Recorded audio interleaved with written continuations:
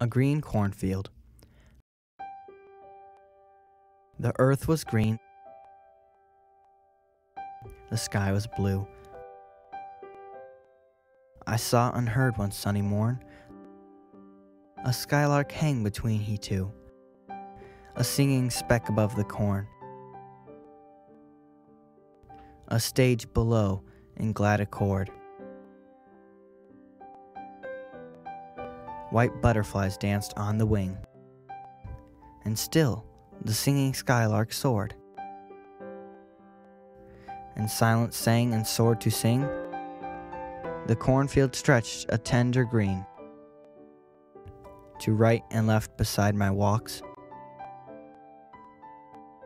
I knew he had a nest unseen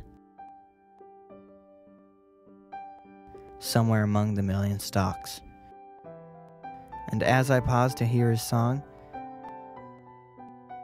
while swift the sunny moments slid, perhaps his mate sat listening long, and listened longer than I did.